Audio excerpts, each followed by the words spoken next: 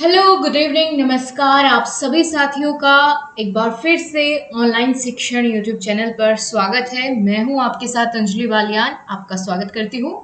दोस्तों, super TET, KVS REET, जहां जहां भी आपका ये टॉपिक पूछा जाता है, संवैधानिक एवं मानवीय मूल्य, उन सभी के लिए ये आज की क्लास बेहद महत्वपूर्ण होने वाली है। और लाइफ स्किल विषय का जो एक महत्वपूर्ण टॉपिक है, आपकी जीवन कौशल विषय की 8वें नंबर की क्लास है। इसके बाद एक क्लास और आएगी और आपका सिलेबस कंप्लीट होगा इस सब्जेक्ट का। तो शुरुआत करते हैं एक बहुत ही पॉजिटिव एनर्जी के साथ। जानेंगे संवैधानिक और मानवीय मूल्य क्या है, किसे कहते हैं, क्यों आपको पढ़ना पड़ रहा है, आपके जीवन में इसका क्या यहाँ पर रोल होने वाला है। तो हमारा आज का टॉपिक होगा जीवन कौशल विषय के अंतर्गत संवैधानिक एवं मानवीय मूल्य। इन सभी क्लासेस के बेस्ट हैंड रिटन नोट्स आपको प्रोवाइड होंगे हमारे ऑनलाइन शिक्षण टेलीग्राम चैनल पर या टेलीग्राम ग्रुप में। आप ज्वाइन हो सकते हैं, लिंक दिया गया है कमेंट बॉक्स में, वहां से डायरेक्टली ज्वाइन हो सकते हैं। दोस्तों, संवैधानिक और मानवीय मूल्य को समझने से पहले हमें जो ये मूल्य शब्द है इसका अर्थ पता होना चाहिए कि मूल्य हम कहते किसे है, तभी आप समझ पाएंगे संवैधानिक और मानवीय मूल्यों को और अच्छे तरीके से। तो सबसे पहले हम समझेंगे दोस्तों, मूल्य यानी इंग्लिश में हम इसको कहेंगे वैल्यू। क्या है इसका अर्थ, ठीक है। तो सबसे पहले दोस्तों आपको यहाँ पर क्लियर करना चाहूंगी कि मूल्य शब्द की उत्पत्ति हुई संस्कृत भाषा की जो इष्ट धातु है इससे, ठीक है। संस्कृत भाषा की इष्ट धातु से, धातु किसे कहते हैं, शब्द को ही कहते हैं, ठीक है। तो मूल्य शब्द की उत्पत्ति संस्कृत भाषा के इष्ट शब्द से मानी जाती है, जिसका अर्थ है वह है जो इच्छित।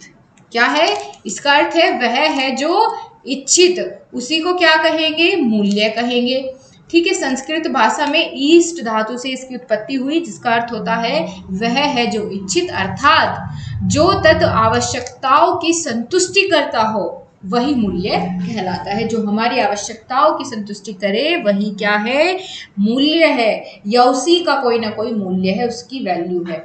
फॉर एग्जाम्पल, अगर कोई पर्सन आपकी लाइफ में है और वो आपकी किसी ना किसी आवश्यकता को संतुष्ट करता है, तो आपके लिए उस पर्सन की वैल्यू ज्यादा होगी या आपके लिए वो वैल्यूएबल रहेगा। अगर कोई है इंसान ऐसा आपके जिंदगी में कि जिसका कोई आपकी लाइफ में कोई रोल ही नहीं है, कोई वैल्यू नहीं है, तो या आप कह लीजिए कोई आपकी आवश्यकता की संतुष्टि नहीं करता, प्रेम की हो सकती है, सम्मान की हो सकती है, वो आवश्यकता कैसी भी हो सकती है, ठीक है। अगर वो नहीं करता संतुष्ट, तो आपकी लाइफ में उसकी वैल्यू उतनी ही कम होगी, ठीक। अब इसको समझने के लिए दोस्तों हम ये भी कह सकते हैं कि मानव मूल्य क्या होता है, मानव के नैतिक जीवन जीने में सहायक भी होते हैं। इसके अलावा पहले तो हमने देख लिया, अगर संस्कृत भाषा के शब्द से उत्पत्ति पूछी जाए तो आप बताएंगे इष्ट धातु से हुई है, उसका अर्थ है वह है जो इच्छित हो। लेकिन अगर इंग्लिश में पूछ ले आपसे कि बताओ वैल्यू शब्द कौन से शब्द से लिया गया, मूल्य, वैल्यू शब्द, तो ये लैटिन भाषा के वैलियर शब्द से लिया गया है। स्पेलिंग आप देख पाएंगे VALLERE, ठीक है। वैलियर शब्द से लिया गया है, जिसका अर्थ होता है उपयोगिता या गुण, ठीक है। समझ आया आपको। संस्कृत भाषा में पूछ सकता है आपका एग्जामिनर, इंग्लिश में भी हमने दोनों पढ़ लिया। अब कोई पूछे फर्क नहीं पड़ता एग्जामिनर क्या पूछेगा, क्योंकि आपका पूरा कॉन्सेप्ट क्लियर होगा दोस्तों। इसी बात पर लाइक होनी चाहिए क्लास, मजा आ जाना चाहिए। चलो आगे बढ़ते हैं। अब हम मूल्य की दोस्तों परिभाषा जानेंगे। क्या है मूल्य? अर्बन महोदय के अनुसार सबसे पहले देखते हैं। इन्होंने कहा मूल्य वह है जो मानव इच्छाओं की तुष्टि करे। क्या है मूल्य? क्या है? वह है जो मानव इच्छाओं की तुष्टि करे, वही मूल्य है। दूसरा, भारतीय दृष्टिकोण के अनुसार क्या कहा जाता है? माना जाता है कि मूल्य की तुलना भारतीय दृष्टिकोण में पुरुषार्थ से की गई है। पूछ लेता है कई बार एग्जामिनर कि भारतीय दृष्टिकोण में मूल्य की तुलना किससे की गई है? पुरुषार्थ से की गई है, ठीक है, पुरुषार्थ से की गई है। इसके अलावा परिभाषा देखेंगे जोसेफ फीचर के अनुसार। इन्होंने कहा कि मूल्य वह मानदंड है जो संपूर्ण संस्कृति व समाज को सार्थकता प्रदान करे। क्या है मूल्य? वह एक मानदंड है जो कि संपूर्ण संस्कृति को, समाज को सार्थकता प्रदान करता है, सार्थक बनाता है, ठीक है, उसका जीवन सार्थक बनाता है, वही मूल्य है।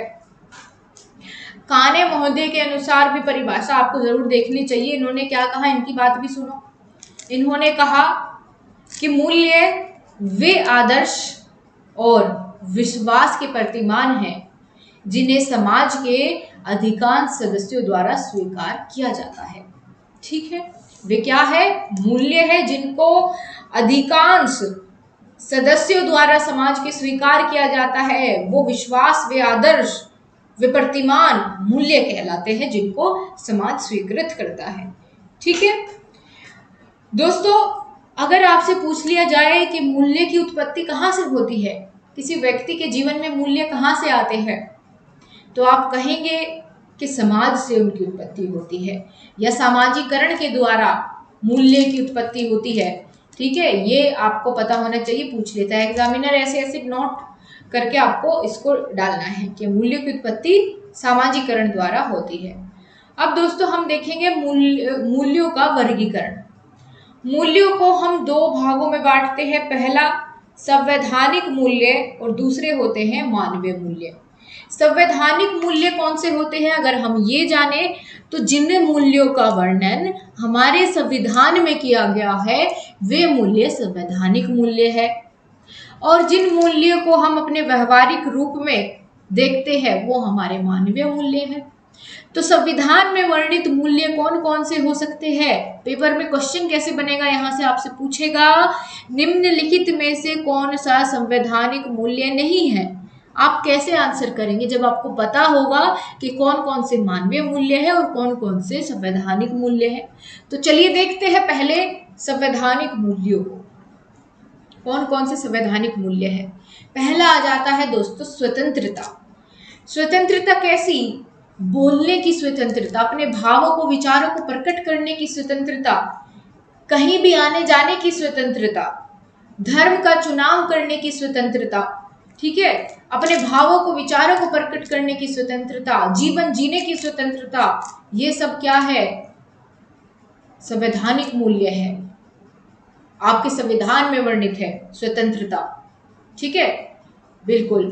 आगे बात करेंगे समानता। समानता, ये मूल्य भी आपके संविधान में देखने को मिलता है कि सबके साथ समान व्यवहार करना, चाहे वो किसी कानून, आप कोई कानूनी फैसला सुना रहे हैं तो वहां भी आपको समानता का भाव रखना है, चाहे कोई अंबानी हो, चाहे कोई गरीब हो, सबके साथ समान व्यवहार होना है। सेम जुर्म के लिए सेम फाइन और सेम सजा, इस बात का ध्यान रखना है। और इसके अलावा दोस्तों धर्म जाति को लेकर के भेदभाव नहीं करना है, सबके साथ समान व्यवहार होना चाहिए।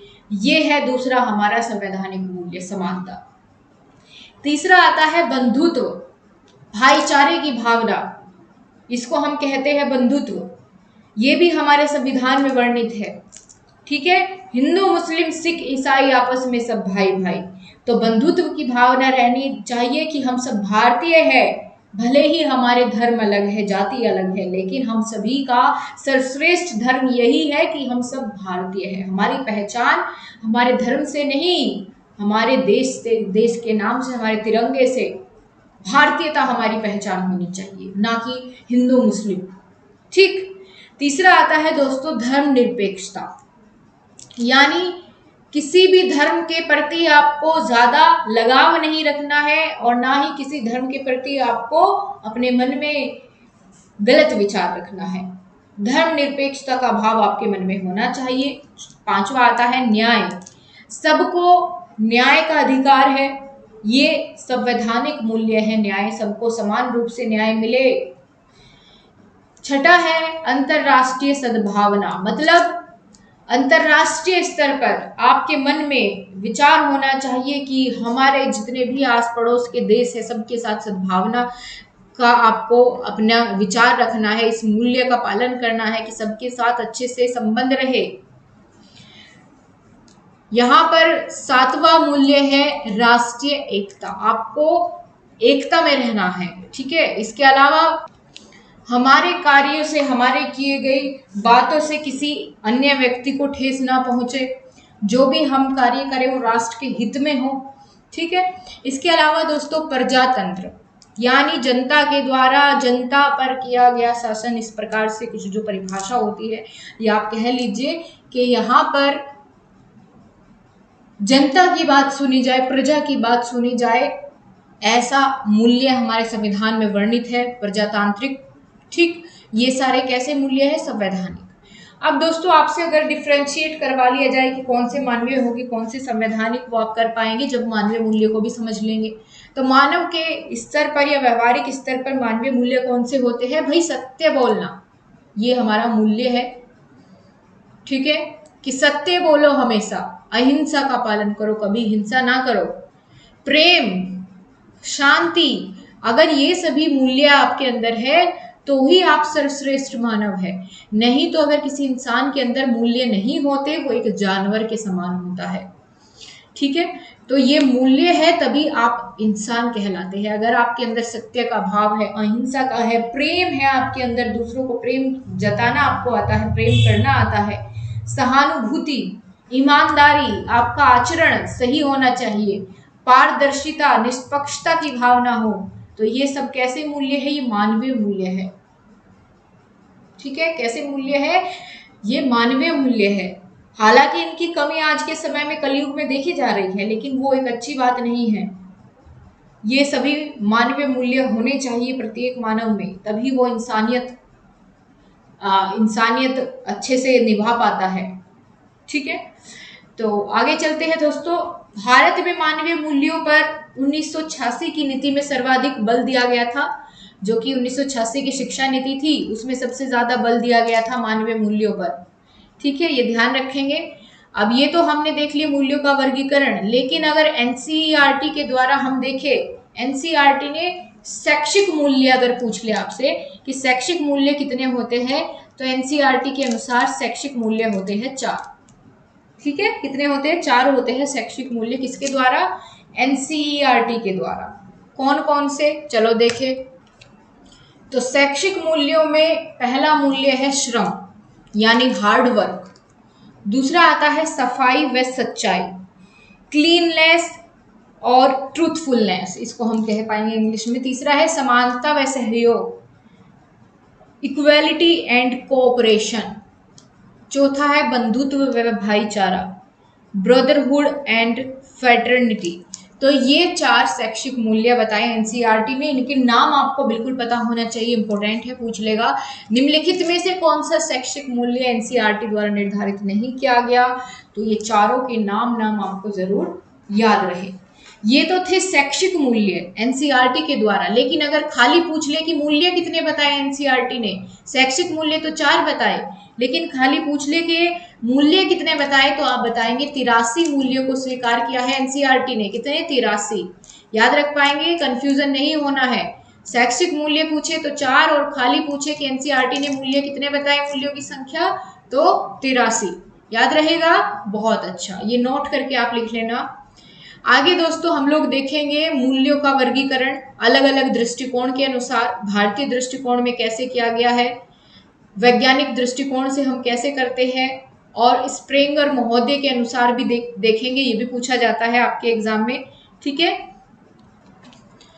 तो सबसे पहले देखते हैं दोस्तों भारतीय दृष्टिकोण के अनुसार कितने मूल्य बताए गए। तो भारतीय दृष्टिकोण में 4 मूल्य बताए जाते हैं, जिनमें अर्थ, धर्म, काम और मोक्ष। पूछता है कि निम्नलिखित में से कौन सा व्यवहारिक मूल्य नहीं है भारतीय दृष्टिकोण के अनुसार। आप कहेंगे अर्थ, धर्म और काम, ये तीनों कैसे है? व्यवहारिक मूल्य है। लेकिन जो मोक्ष है ये व्यवहारिक मूल्य नहीं है। ये कैसा मूल्य है? ये आध्यात्मिक मूल्य है, ठीक है। ये पूछ लेता है, आपके एग्जाम में पूछा जा सकता है, बिल्कुल इंपॉर्टेंट है। अब हम बात करेंगे दोस्तों वैज्ञानिक दृष्टिकोण से मूल्य कौन कौन से होते हैं।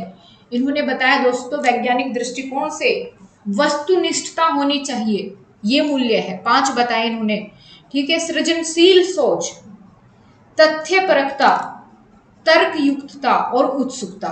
ये 5 मूल्य होने चाहिए वैज्ञानिक दृष्टिकोण के अनुसार। ठीक है भाई, वैज्ञानिक दृष्टिकोण है तो ऐसी ही बात बोलेगा कि वस्तुनिष्ठता हो, सोच सृजनशील हो, उत्सुकता हो, तार्किक विचार रखने वाला हो, तथ्य को परखे। ये सारे 5 दृष्टिकोण बताए वैज्ञानिक दृष्टिकोण से, 5 मूल्य है। लेकिन अगर पूछ ले स्प्रेंगर महोदय के अनुसार, तो ये आपको ध्यान रखना है, ये और ज्यादा इंपॉर्टेंट है। इन्होंने बताए 6 मूल्य, और कहीं में बताया, इन्होंने एक पुस्तक लिखी टाइप्स ऑफ मैन, इसमें इन्होंने बताए स्प्रेंगर महोदय ने कि व्यक्ति के तो 6 मूल्य होते हैं। 6 कौन कौन से? पहला है दोस्तों धार्मिक मूल्य।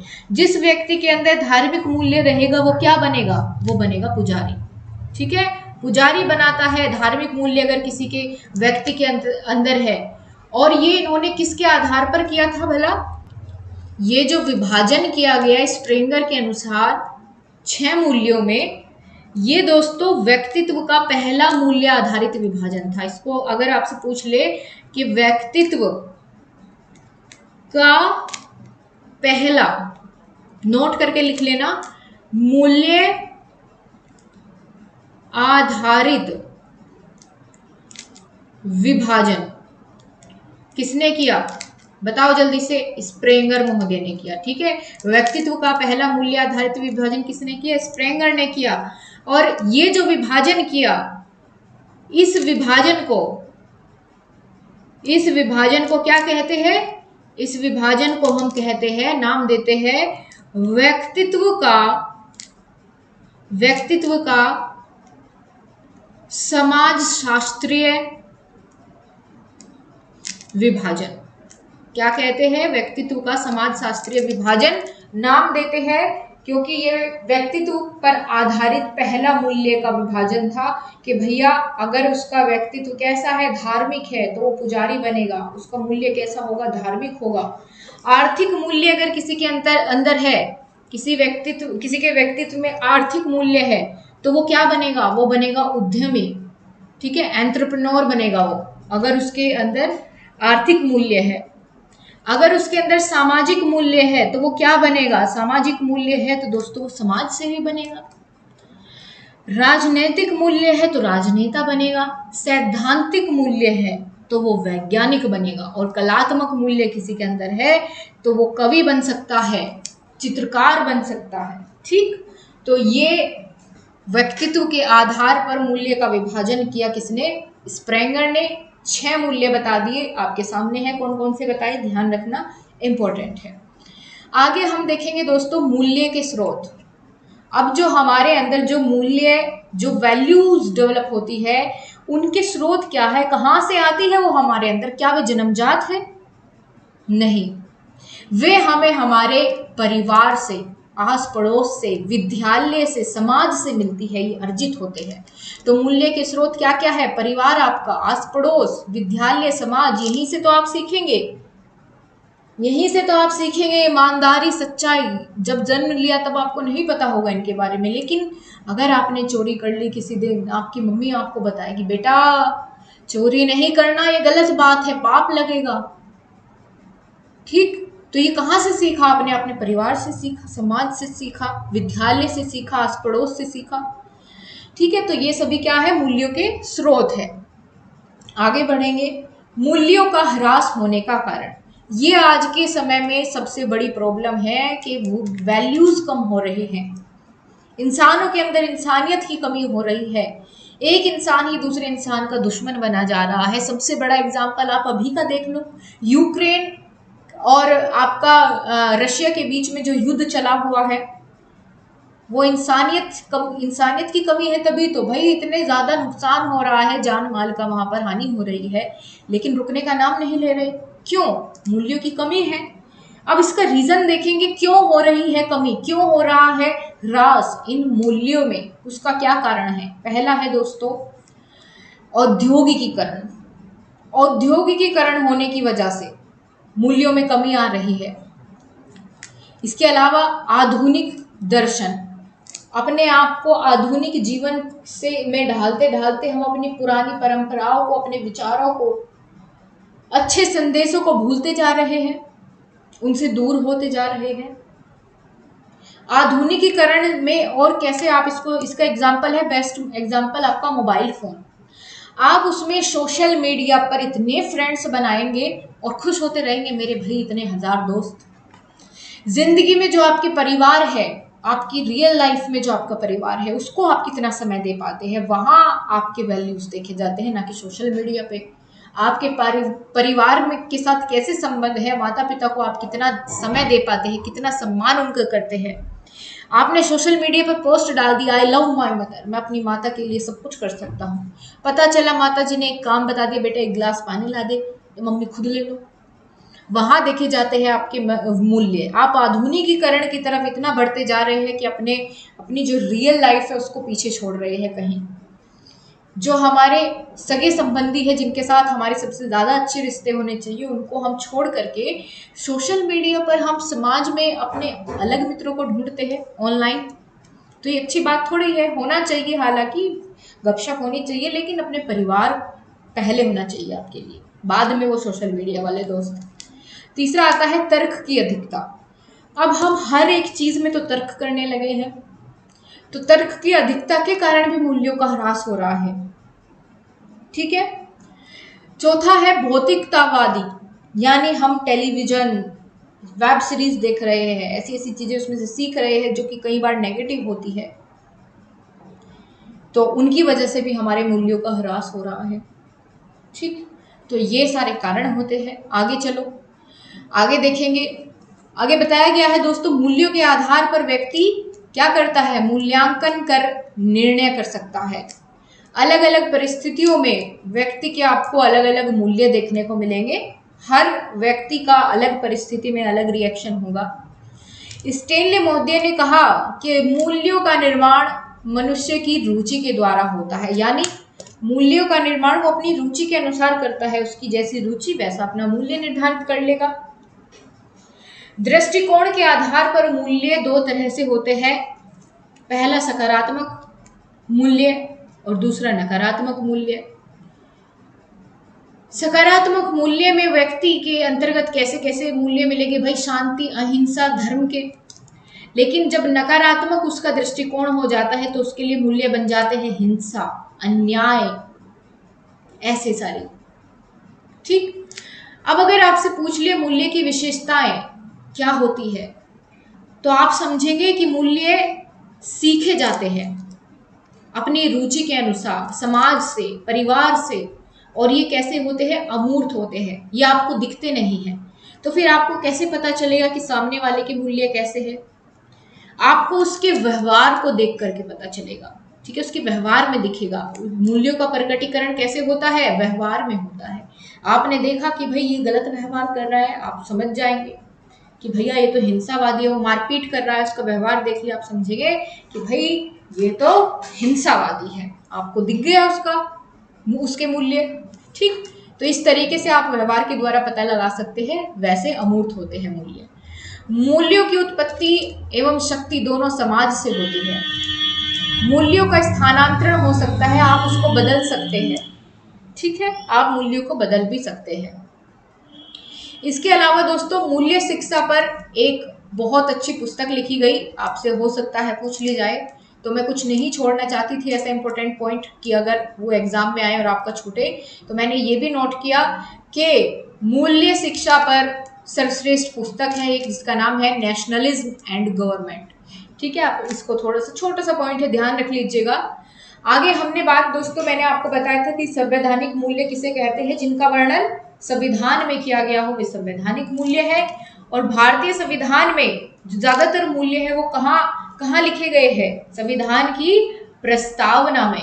ठीक है, प्रस्तावना में आपके ज्यादातर मूल्य उसी में लिखे गए हैं, ये बंधुत्व, भाईचारा, ये सारे। ठीक है, आगे बात करें दोस्तों, कुछ अन्य मूल्य, मूल अधिकारों और मूल कर्तव्य आपके संविधान में जो वर्णित है। आपके मूल अधिकार जो कि 6 हैं वर्तमान में, और मूल कर्तव्य जो 11 होते हैं, उनमें भी आपके मूल्य दर्शाए गए हैं। ठीक है, वहां पर बताया गया है कि जीवन जीने का अधिकार, स्वतंत्रता का, समानता का, ये सब किसमें है, ये मूल अधिकारों में है। जो छह आपके मूल अधिकार हैं उनमें इन मूल्यों को दर्शाया गया है। ठीक है, समानता का अधिकार, स्वतंत्रता का अधिकार, ये सब। इसके अलावा भारतीय संविधान में मूल्यों एवं नैतिकता की अधिकता होने के कारण कुछ आलोचकों ने इसे कहा है नैतिकता का थैला। क्या नाम दे दिया? नैतिकता का थैला कह दिया भारतीय संविधान को। क्यों? क्योंकि हमारे भारतीय संविधान में मूल्यों की अधिकता है, इस वजह से। ठीक, तो ये था आपका संवैधानिक मूल्य और मानवीय मूल्य, ये चैप्टर। यहाँ पर देखो ये संविधान की प्रस्तावना दिखाई गई है, जिसमें आपको जहां जहां आप देखेंगे कि ये कलरफुल पेन से डिनोट किए गए हैं, जैसे प्रभुत्व, संपन्न, समाजवादी, पंथ निरपेक्ष, लोकतंत्रात्मक, ये सब क्या है? ये मूल्य है। यही तो हमने अभी जाना था। ठीक है, स्वतंत्रता, समानता, मैंने अभी तो कहा कि भारत की प्रस्तावना में सबसे ज्यादा मूल्य दर्शाए गए हैं, स्वतंत्रता, समानता, बंधुत्व, ये सभी क्या है? मूल्य है। ठीक, बिल्कुल। और इन्हीं शब्दों का अर्थ यहाँ पर समझाया गया है कि लोकतंत्र का अर्थ क्या है, न्याय का अर्थ क्या है, समानता का अर्थ क्या है, जो कि मैं आपको पहले ही बता चुकी हूँ। वही चीजें यहाँ पर समझाई गई है। क्लियर है दोस्तों? आपको बहुत अच्छे से चीजें समझ में आई होगी। इसी के साथ हमारी आज की इस कक्षा को यहीं पर विराम देते हैं। आपका ये टॉपिक भी कंप्लीट हो गया है। बस एक छोटा सा पिद्दू सा टॉपिक रह गया है, उसको नेक्स्ट क्लास में हम लोग कवर करेंगे। पीडीएफ के लिए आप टेलीग्राम ग्रुप को ज्वाइन कर लीजिए, और क्लास पसंद आई है तो लाइक शेयर करना नहीं भूलना है। और दोस्तों अपने ज़्यादा से ज़्यादा ग्रुप्स में, फेसबुक ग्रुप, व्हाट्सएप ग्रुप, कहाँ जहाँ भी आप जुड़े हुए हैं, अपने स्टेटस पर वीडियो को लगाए, ताकि बच्चों को इसके बारे में जानकारी हो कि आपके लिए क्लासेस चलाई जा रही है। बस यही आपसे मैं एक छोटी सी कह सकते हैं कि उम्मीद रखती हूँ। बाकी आप सभी को मेरी तरफ से बहुत ढेर सारा प्यार, और आप सभी लोग खुश रहिए, आशीर्वाद आप सभी के साथ है, और मैं तो आपकी तैयारी में आपकी मदद हर पड़ाव पर करती रहूंगी। फिर मिलते हैं आपसे अगली क्लास में, तब तक के लिए जय हिंद, वंदे मातरम।